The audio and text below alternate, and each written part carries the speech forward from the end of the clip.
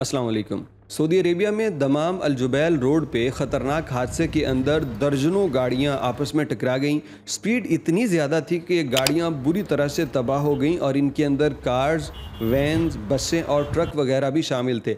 आखिर क्या हुआ कि यके बाद दीगरे इतनी गाड़ियां आपस में टकरा गईं, वजह क्या बनी?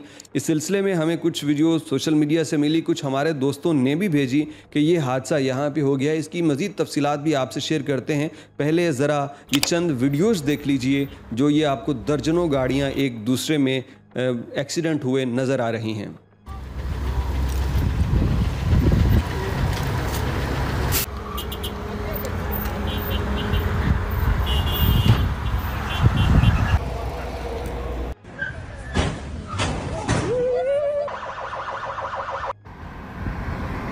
दो रोज़ पहले पेश आने वाले इस वाक़े की वजह कुछ यूँ बनी कि अचानक से रात में धुंध शुरू हो गई, और जब धुंध शुरू हुई तो आप जानते हैं कि धुंध तो दिन के अंदर भी विजिबिलिटी बिल्कुल सिफर कर देती है, तो रात में तो और ज़्यादा मुश्किल है।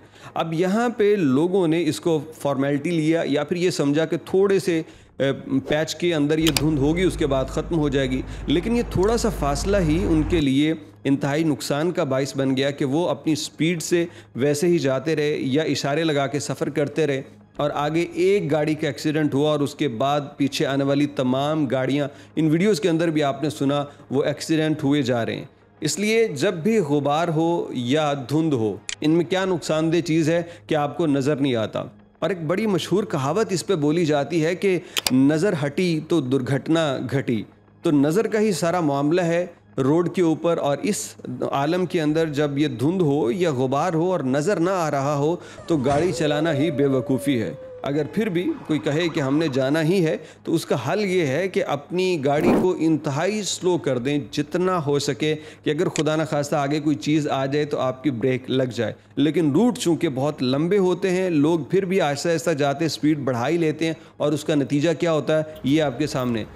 दमाम अल जुबैल रोड की ये वीडियो बताई गई है, वहाँ पे ये हादसा पेश आया। हमें भी दोस्तों ने सेंड किया, हमने उनसे भी कहा कि आप लोग इसमें एहतियात करें, कभी भी ऐसे मौसम के अंदर गाड़ी ना चलाई जाए।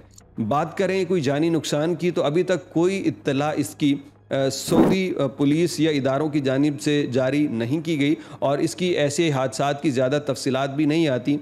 आप जानते हैं कि हर रोज़ सऊदी अरब के अंदर लोग हादसात की वजह से वफ़ात पा जाते हैं, तो जो कोई बड़ा हादसा हो ना वो हाईलाइट हो जाता है, जिसमें एक दो लोग मरते हैं या मामला कोई और नौयत का हो जिसमें डेड बॉडीज़ वगैरह बाहर पड़ी हुई, तो उसको रिपोर्ट नहीं किया जाता।